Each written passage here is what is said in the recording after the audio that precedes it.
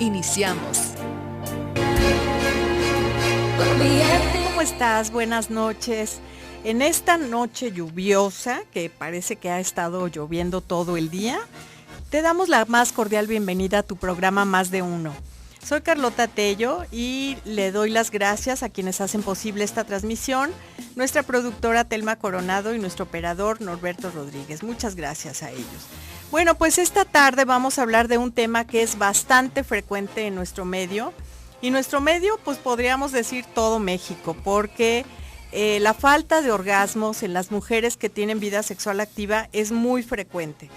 Entonces vamos a hablar de estadísticas, vamos a hablar de las causas, vamos a hablar de factores que propician esta imposibilidad de llegar al orgasmo y lo que sucede cuando una mujer está teniendo relaciones sexuales continuas, pero no tiene placer en estas relaciones. Entonces, para esto tenemos a nuestro amigo de la radio, amigo de este programa Más de Uno, que es Edgar López. ¿Cómo estás, Edgar? Muy bien, muchas gracias, doctora. Muchas gracias por aceptar la invitación. Vamos a hablar entonces de este tema y te recuerdo, por favor, que nos llames. Los teléfonos en cabina son 31 22 11 90 y el 36 47 18 83. También está el WhatsApp, que nos puedes mandar un mensajito al 333-822-3208. Y acuérdate que el día de hoy vamos a regalar el libro de Grey, que es el cuarto libro de la serie de las 50 sombras de Grey, que después sacó otros 2 libros y que ahora este libro es desde el punto de vista de él, de lo que Christian, en su relación con Anastasia, está viviendo, está recordando sus primeros años de niñez y entonces pues debe estar muy interesante. En la parte de atrás del libro dice: ¿logrará su relación con Anastasia disipar las pesadillas que le acechan todas las noches? ¿O serán sus oscuros impulsos sexuales, su obsesión por el control y el desprecio hacia sí mismo los que alejarán a la joven y destruirán la frágil esperanza que ella le ofrece? No te lo pierdas, llámanos para que participes por este regalo, por este libro. Entonces esperamos tus llamadas. Vamos a empezar con este tema, con nuestro invitado, definiendo qué es la anorgasmia. ¿Sí? ¿Te parece bien, Edgar? Sí, me parece muy bien. Muy bien. La anorgasmia es la falta de orgasmo o la notable disminución de la intensidad de las sensaciones orgásmicas o un notable retraso de la llegada al orgasmo a partir de todo tipo de estimulación. Y se presenta más en mujeres que en hombres, ¿cierto? Claro, sí, es muy cierto. De hecho, no hay estadísticas 100% confiables, pero en lo que estuve investigando, dice que un porcentaje de mujeres entre un 24 y un 27% de la población presentan anorgasmia. Fíjate que yo he leído en algunos reportes que no son tan fiables porque no se han hecho de manera muy científica, que hasta un 40% de las mujeres mexicanas que viven teniendo relaciones sexuales, que tienen vida sexual activa, pues, no han tenido un orgasmo. Y hay anorgasmia primaria y secundaria también. Sí, hay anorgasmia primaria, secundaria y una que también se llama situacional. Ah, ok. La anorgasmia primaria son las mujeres que nunca han experimentado un orgasmo a pesar de haber probado cualquier tipo de estimulación. Ok. La anorgasmia secundaria son aquellas mujeres que anteriormente tuvieron orgasmos y que en este momento no tienen orgasmo. Claro. Y la anorgasmia situacional son las mujeres que en situaciones presentan orgasmo y en situaciones no presentan orgasmo. Por ejemplo, cuando tienen relaciones sexuales no presentan orgasmo, pero bajo la autoestimulación o masturbación sí tienen orgasmo. Sí tienen orgasmo. Ah, pues eso está también muy interesante, porque quiere decir que entonces la relación con el otro es la que no está satisfaciendo, si se dice satisfaciendo, esta parte, ¿no? Claro. Entonces, recordemos un poquito la respuesta sexual humana. La respuesta sexual humana, muy estudiada por Masters y Johnson por allá por los años 60, que nos indican cómo fisiológicamente, después de despertarse el deseo, viene una serie de estímulos que nos excitan, y la excitación en las mujeres y en los hombres es distinta, o sea, se ve de manera distinta. Objetivamente en las mujeres empieza la lubricación, durante la excitación y en los hombres empieza la erección. Llega un momento en que la excitación es tal que ya no puede aumentar y entonces hablamos de una meseta. Como si te imaginas una gráfica, la excitación tendría que ser como una línea que sube, sube, sube y después se conserva de manera horizontal durante la meseta y después de la meseta en unos segundos viniera un orgasmo y en las mujeres, después Helen Kaplan hace una modificación, habría un segundo orgasmo o un tercer orgasmo o un cuarto orgasmo si continúa la estimulación. En los varones viene el orgasmo, viene la eyaculación y después hay un periodo refractario para que él pueda con excitación volver a tener una erección. ¿Cuánto tiempo ese periodo refractario? Pues dependiendo de la edad del hombre va a ser algunos minutos o algunas horas o algunos días. Entonces nos vamos a ir un pequeñito corte, no le cambies, está muy interesante el programa y tenemos un gran invitado. En un momentito regresamos contigo.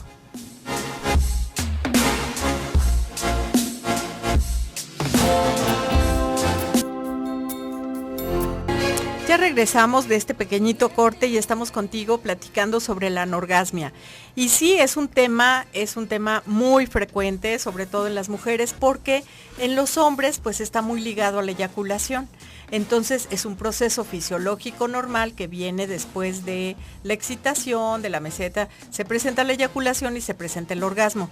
En otras culturas está separada esta parte, por ejemplo en el Tao, ¿no? En algunos hinduistas, en algunas otras culturas distintas a nosotros, ellos han aprendido a tener una eyaculación retrógrada y entonces tener un orgasmo sin eyaculación. Pero nosotros en México, bueno, pues los mexicanos eyaculan y tienen el orgasmo al mismo tiempo y entonces como es un proceso fisiológico, cuando ya hay una concentración del semen, que acuérdate que está formado por el líquido seminal, el líquido prostático y los espermatozoides, entonces se tiene la eyaculación y se tiene el orgasmo.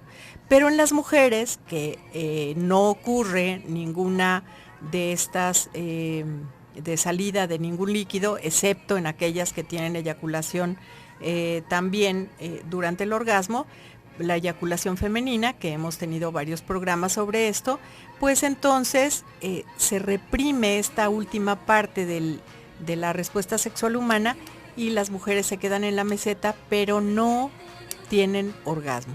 Pero para hablar de la anorgasmia, a mí me gustaría que Edgar nos dijera qué es el orgasmo, cómo se define el orgasmo, porque si no, pues no nos va a quedar suficientemente claro. ¿Sí, Edgar? Sí, el orgasmo es el incremento de sensaciones corporales placenteras y excitación hasta un máximo, su máximo de intensidad y la posterior liberación de la tensión, es decir, nuestro cuerpo comienza a temblar de manera involuntaria. Sí. Y esa tensión, esa liberación de la tensión provoca una sensación de satisfacción y después de mucha relajación. De mucha relajación. ¿Sabes que le dicen la pequeña muerte o la Sí. petite mort? Porque llega un momento en que la tensión es tal por la acumulación. Hay varias cosas fisiológicas muy interesantes que ocurren. Cuando una mujer empieza a excitarse, vamos a hablar más de las mujeres por el sentido de que hay más anorgasmia en las mujeres, ¿de acuerdo? Cuando las mujeres empezamos la excitación, pues entonces una gran cantidad de sangre se va hasta el nivel pélvico. Y entonces esa sangre empieza a producir esa excitación y empieza a producir la lubricación. Pero esa sangre continúa yéndose hasta la parte pélvica de las mujeres. Y si no hay orgasmo, no se puede liberar toda esa sangre para que se vaya otra vez a todo el cuerpo. El orgasmo con la manifestación de estas contracciones involuntarias de la parte última de la vagina y del útero, entonces hacen que esa sangre regrese a todo el cuerpo, ¿sí? Y el cuerpo se vaya a un estado otra vez de relajación, ¿sí? Como antes de empezar la excitación, como que se equilibra el cuerpo. Entonces, si no hay orgasmo, toda esa sangre se sigue quedando ahí. ¿Qué sucede con el tiempo? Bueno, pues papá Freud nos decía que la histeria tenía que ver con esta falta de orgasmos. Y entonces hubo, bueno, te recomiendo que veas la película Histeria para que te des cuenta de esta historia. Y entonces hubo muchas cosas que las mujeres sentían como dolores de cabeza, como no querer tener relaciones sexuales, como si no tenían esa satisfacción, pues entonces ¿para qué? Solo para responder al deseo del otro o cómo, ¿no? Entonces, pues las mujeres empezaron como a tener ciertas dificultades para tener una vida sexual activa satisfactoria por esta falta de orgasmo, ¿sí? Pero hay algunos factores muy importantes y ahorita en el corte decíamos Edgar y yo, pues son pocos los factores que tienen que ver con la biología o con la fisiología o con algo objetivo patológico. Realmente la cuestión de las creencias y la cultura son las que hacen esta represión en la vida sexual y como resultado tenemos la anorgasmia. ¿Cuáles serían estos factores? Si nos puedes orientar un poquito. Claro, vamos a comenzar con los factores médicos, aunque son mínimos, pero también hay que mencionarlos porque son importantes. En primer lugar, la obesidad. Estar arriba de nuestro peso puede provocar anorgasmia. Fíjate qué interesante, ¿verdad? Sí. Estamos luchando contra la obesidad por todos lados y ahora también por ese lado. También por el lado sexual. Sí. También la diabetes puede estar asociado con la anorgasmia. Sí, claro. La hipertensión, problemas relacionados con el corazón, problemas cardíacos y los medicamentos, ¿no? Los medicamentos de la hipertensión son los que hacen que baje el deseo. Exactamente. Y también los medicamentos que se recetan para la depresión, sobre todo en el hombre, puede provocar eyaculación retardada o retrógrada, como le llaman. Sí. Esos serían los factores médicos y también checar si se está tomando algún tipo de droga que pueda estar afectando en la anorgasmia. Claro, sí. Alguna adicción, ¿no? Sí, alguna adicción. Ilegales. Ajá. Exactamente. En los factores de pareja, aquí empezamos con todos los factores importantes. Está, en primer lugar, una comunicación disfuncional en las relaciones de pareja. Sí. ¿A qué me refiero con disfuncional? Por ejemplo, que el hombre y la mujer no digan lo que les gusta a nivel sexual. Eso es importante comunicarlo, porque como quiero que me toquen como me gusta, si no le he dicho a la persona cómo me gusta que me toquen. Claro. Dentro de los factores de pareja también se encuentra la infidelidad.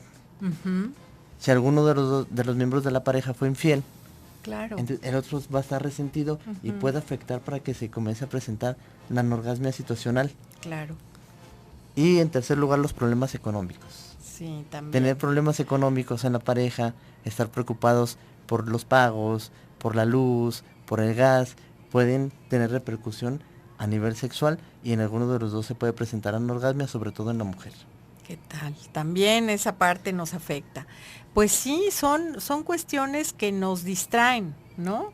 Son distractores y estos pensamientos obsesivos que de repente no podemos dejar. No se va a solucionar el problema económico si gozamos o si dejamos de gozar la sexualidad. ¿Estás de acuerdo conmigo? Sin embargo, estos problemas que son pensamientos que que están vuelta y vuelta y vuelta en la cabeza, nos van a hacer como distractores del orgasmo. Tenemos una llamada de Jorge Salinas y dice: hola, buenas noches, felicitaciones por el programa, siempre con muy buenos temas, y participa por el libro de Grey y nos manda un abrazo a todos. Y tenemos una participación donde nos dicen: aló, ¿cómo le hacen rollo al orgasmo? En mi experiencia es disfrutar el momento con o sin orgasmo.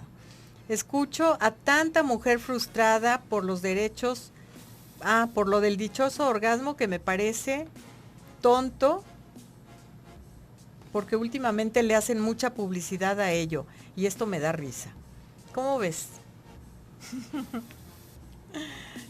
¿Qué le podrías decir, Edgar, a esta persona? Yo le puedo decir que me parece atinado su comentario. Ajá. Creo que tiene razón y tiene razón en la parte de disfrutar el momento. Sí. Ya en el otro programa decíamos que no preocuparnos tanto por el orgasmo, sino disfrutar el momento. Y al disfrutar el momento, por lo tanto se va a tener orgasmo. Sí, claro. Exactamente. Ajá. Si nosotros estamos preocupadas, tengo que tener orgasmo, no lo vas a tener, eso es real. Entonces, si disfrutas todo el proceso del encuentro sexual con el otro y te dejas llevar con el placer y con el deseo, vas a tener orgasmo, no te vas a preocupar por eso. Estamos de acuerdo con la compañera. Y además, si de vez en cuando no lo tienes, el amor, el afecto, la pareja, el encuentro, todo eso te va a dejar bastante satisfecha. El problema es cuando durante un periodo largo de tiempo o después de tener un bebé o después de algún evento no se vuelve a tener orgasmo. La anorgasmia y el vaginismo son mucho más frecuentes de lo que crees y también como es una disfunción, realmente es una disfunción y es una disfunción que hace sufrir a muchas mujeres. Entonces, cuando no se ha tenido orgasmo durante un tiempo y no se consigue, pues la persona va a sufrir y ese sufrimiento le va a aumentar su incapacidad de tener un orgasmo. Nos vamos a ir a un pequeñito corte, no le cambies, enseguida estamos contigo.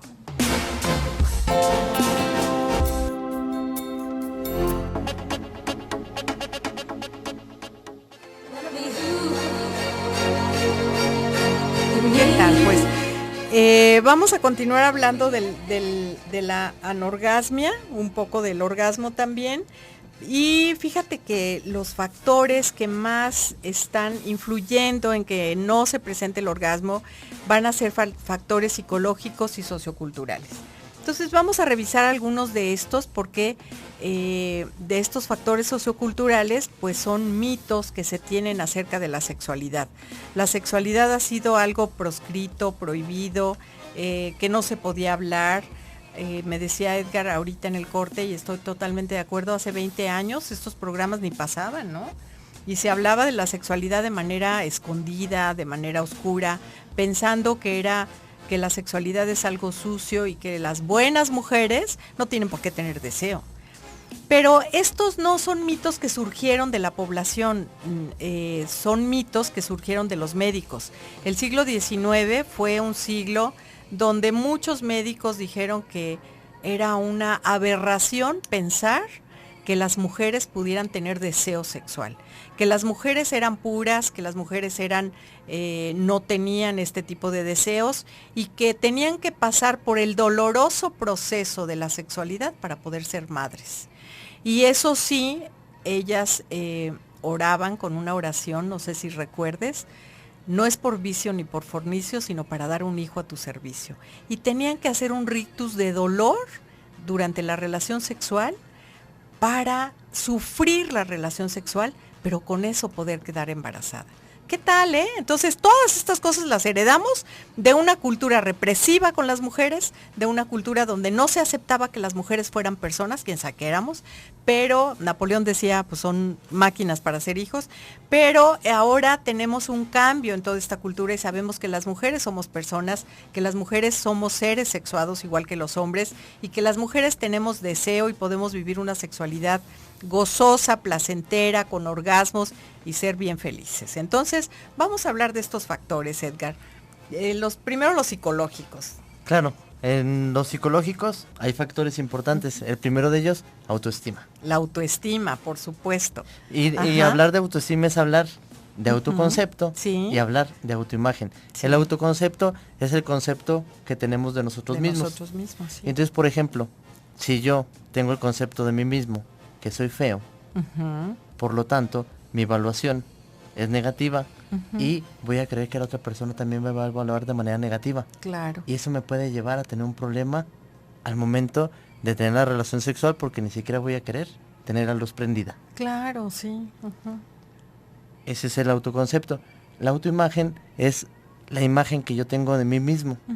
Y entonces si yo siento o pienso que mi cuerpo no es el adecuado, sí. Por lo tanto voy a pensar que la otra persona tampoco le va a gustar mi cuerpo porque no es el adecuado y también puede generar algún problema con el orgasmo. Claro. Dentro de los factores está el factor de la ansiedad, sobre todo lo que tiene que ver con creencias o pensamientos recurrentes de manera involuntaria, lo que llamamos las obsesiones, que eso es lo que son pensamientos recurrentes que se presentan de manera involuntaria. Y por ejemplo, puede haber alguna persona que está teniendo relaciones sexuales y mientras está teniendo la relación sexual está pensando que no dejó los platos limpios, que no recogió la mesa, que no preparó las cosas para sus niños al siguiente día. Va a estar más concentrada en otras cosas que en la misma relación sexual. Cualquier distractor. Cualquier distractor puede ser motivo para que influya en la anorgasmia. Y un tema importante y muy delicado, abusos sexuales. Ay, sí, el abuso sexual y las violaciones. Fíjate que el abuso sexual es un tema doloroso, es un tema muy recurrente en nuestra sociedad. Se dice que más o menos el 20% de las niñas y los niños antes de cumplir los 18 años habrán vivido un abuso sexual. ¿Y quiénes son los perpetradores, los que abusan sexualmente de las niñas y los niños? En un 80% familiares. Fíjate que hace un tiempo, en el 2004, digo ya hace 11 años de esto, la UNAM hizo una encuesta muy grande, eran creo que 80,000 estudiantes de secundaria, niños y niñas en muchos lugares del país. Y entonces en esta encuesta salieron cosas, ahorita me recordé, no me acuerdo bien quién la hizo, pero me recordé algunas cifras de esta encuesta que me parecen muy relevantes. Por ejemplo, decían, ¿con quién iniciaste tu vida sexual? A los chavos de secundaria que ya habían iniciado vida sexual. Y entonces ellos decían, con mi amiga, en primer lugar, con mi novia, en segundo lugar, con una persona conocida, en tercer lugar. Y las mujeres, en primer lugar, decían con un familiar. Entonces yo cuando leía esto, lo primero que me vino en la cabeza es abuso sexual. Ojalá que no hubiera sido así, pero nos hace sospechar de una manera directa porque sabemos las estadísticas. Pero ellas, al hablar del inicio de su vida sexual, decían con un familiar, niñas de secundaria. Era la primera, ¿cómo te diré? ¿La primera respuesta? La primera respuesta. Ya la segunda era con mi amigo, con mi amigovio, con mi novio, pero el primero era un familiar. A mí me causó mucho impacto. En más de 80,000 estudiantes de secundaria.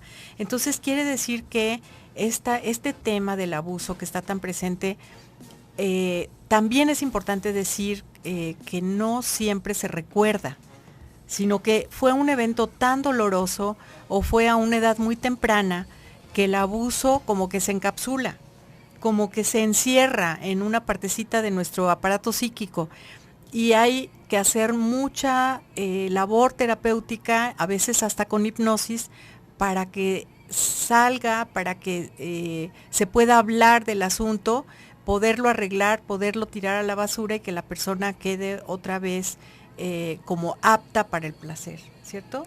Sí, cierto. Me decías de algunos casos, ¿no? Que con hipnosis... Sí, algunos casos donde hubo abuso sexual. Así es. El recuerdo más bien el evento es tan doloroso que, como usted muy bien lo mencionaba, se encapsula o lo que llaman se queda en el inconsciente. Se queda en el inconsciente. No se recuerda conscientemente porque está el recuerdo ahí. Sin embargo, se sale a través de ciertas manifestaciones conductuales. Sí. Puede ser anorgasmia, puede ser cualquier otra manifestación conductual. Incluso puede haber personas que desde el momento en que les comienzan a hablar de sexualidad, se comienzan a marear. Y comienzan a sentir como si hubieran tomado mucho alcohol. Claro. ¿Por qué? Porque no lo recuerdan conscientemente, pero inconscientemente ese recuerdo es tan doloroso que comienzan a tener este tipo de reacciones. Tienen algunas reacciones o algunas manifestaciones psicosomáticas, ¿no?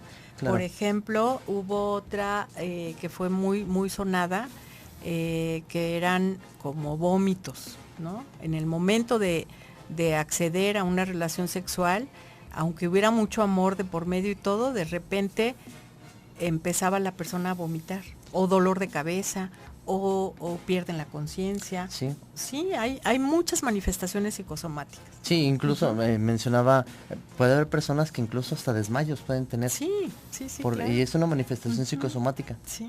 Vómitos, Tremendo, diarreas, ¿verdad? sí, muchas manifestaciones por ese recuerdo doloroso de abuso sexual. Así es. Ajá. El abuso sexual, fíjate que es todo un tema.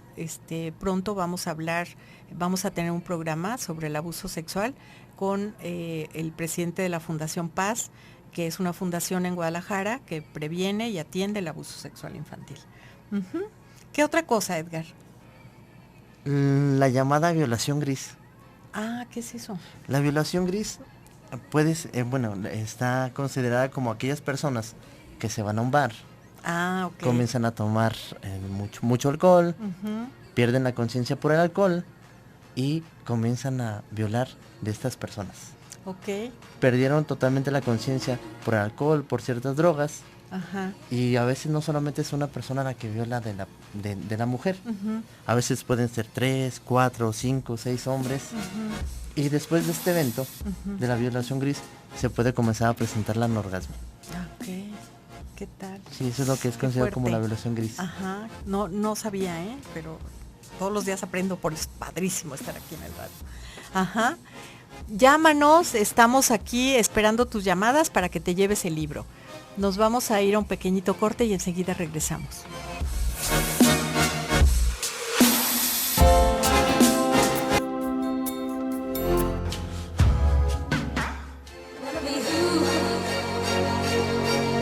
Pues ya estamos contigo, estás en el 1040 de AM, tu programa Más de Uno, tu programa de sexualidad.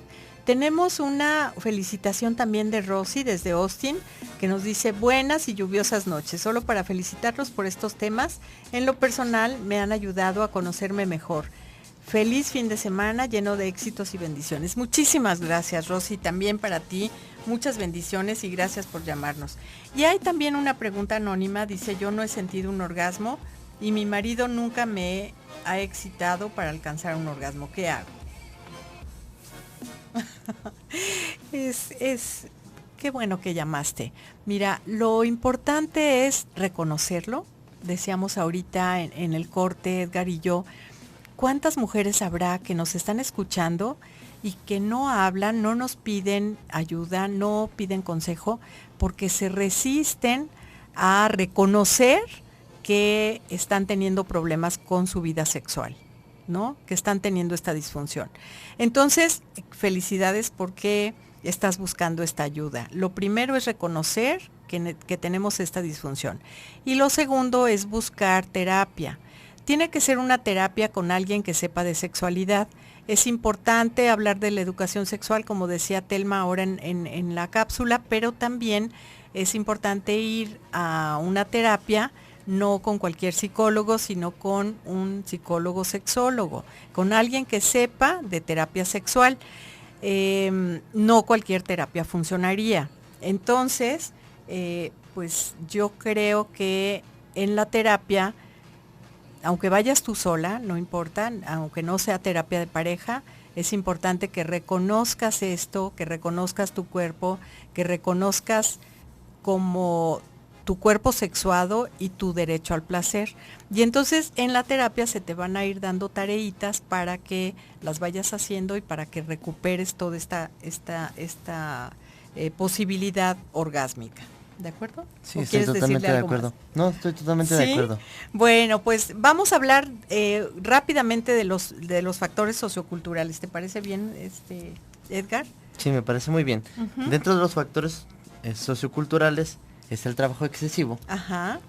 Está la falta de información acerca de los temas de la sexualidad. Sí. Y como ya lo mencionaban ustedes, tener una buena educación sexual. Uh-huh. Las creencias sobre la sexualidad, que el sexo es sucio. Los mitos acerca de la masturbación. Ajá. Que realmente hay muchos mitos acerca de la masturbación. Y el mito de que solo las mujeres malas pueden expresar deseo y placer. Sí, las mujeres buenas uh-huh. y de familia no tienen que expresar deseo y placer. Y ya decíamos que esos mitos fueron generados por médicos. Fueron generados por... hubo un maestro de Freud, precisamente, que era el doctor... Ay, Dios de mi vida, se me fue el nombre. En este momento, el doctor... ¿Tú te acuerdas? Joseph Breuer. creo que sí, él era uno, que decía esto, decía, las mujeres no pueden, es una aberración pensar que las mujeres puedan tener placer y puedan desear tener relaciones sexuales. Entonces, estos mitos fueron generándose y pasaron de una generación a otra y a otra, y todavía a estas alturas del partido tenemos mujeres que creen que no pueden disfrutar de la sexualidad o se niegan la posibilidad del placer. Hace algunos años hicimos una tesis con 2000 mujeres estudiantes universitarias que tenían vida sexual activa, que no se habían casado, pero que estaban teniendo relaciones sexuales con sus novios, con sus parejas, y nos encontramos que casi el 30% de ellas no había tenido orgasmos. Entonces yo le preguntaba a la tesista, ¿no? Era su tesis para titularse de licenciada en psicología. Lo primero que le dije es, Dios mío, pero entonces, ¿para qué están teniendo relaciones sexuales? Si no están casadas, si no tienen una pareja estable, ¿para qué están teniendo relaciones sexuales? Fue lo primero que a mí se me salió decirle, y ella, como psicóloga, decía, es que han de tener alguna cuestión médica por lo cual no pueden tener orgasmos. Y yo le decía, como médica yo le decía, no señorita, lo que vamos a encontrar en esa tesis van a ser factores psicológicos y socioculturales. Y bueno, pues se hizo un instrumento muy interesante a partir de esa tesis para medir la capacidad de placer de las mujeres, y resultó que no tenían orgasmos precisamente por estas falsas creencias acerca de la sexualidad, porque no se daban el permiso de acceder al cuerpo sexuado y al placer, porque ese pensamiento que decías tú hace ratito de solo las mujeres malas pueden acceder al placer y al orgasmo, pero las mujeres buenas no. Entonces, estas niñas están respondiendo al deseo del otro, al deseo de la pareja, no al propio deseo. Y por eso no están teniendo esta vida sexual placentera, ¿no? Claro. Entonces, se me hacía tremendo, porque yo decía, bueno, la sexualidad experimentada de esta manera, pues les puede traer un embarazo no planeado, por ejemplo, les puede traer una infección de transmisión sexual, un VPH, no sé, muchas cosas. Entonces, ¿cómo para qué arriesgarse si ni siquiera lo están disfrutando? Bueno, ese era mi pensamiento, pues. ¿Sí? ¿Qué podemos hacer aparte de una terapia psicológica y sexual? ¿Qué más les aconsejarías? En primer lugar, lo que usted ya había mencionado, no tener miedo a reconocer que no tenemos orgasmo. Ese es el primer paso. El segundo paso es, si es importante también hacernos un chequeo médico. Sí, es muy importante. Es importante, hay que descartar la cuestión médica.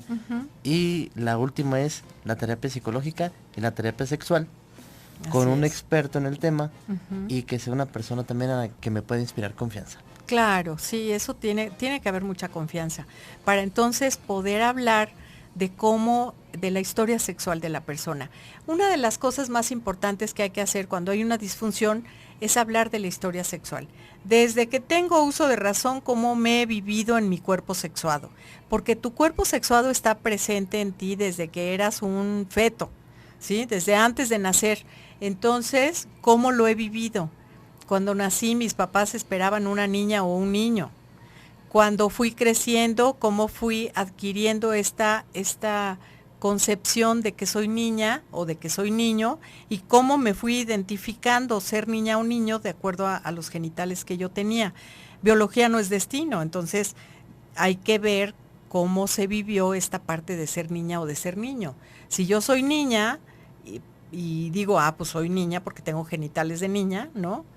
Entonces veo a otras niñas y digo, pues ella es niña, tiene genitales de niña, yo también, entonces me identifico con ser niña. O si soy varón, pues entonces tengo pene y testículos y me identifico con otros que también tienen pene y testículos y me siento bien siendo varón. ¿Qué pasa cuando no? ¿Verdad? Ese es otro tema. Pero así voy creciendo poco a poco y voy adquiriendo esta facultad de sentirme mujer y de sentirme a gusto en mi cuerpo, y cómo me voy dando cuenta de que en mí de repente existe el que me gusta el otro, ¿no? O el que me gusta la otra. Entonces, una cosa es identidad, otra cosa es orientación sexual, y entonces nos vamos enamorando. ¿Cuándo te enamoraste por primera vez? ¿De quién te enamoraste primero? ¿No? ¿Cuántos años tenías cuando tu primer amor? Yo me acuerdo que en el kinder, ¿tú? En la primaria. En la primaria. Fíjense, todo eso influye para cualquier disfunción sexual. Entonces, ir haciendo nuestra historia sexual va a ser muy importante para cualquier disfunción, pero si no tienes ninguna disfunción, de todos modos, hazla.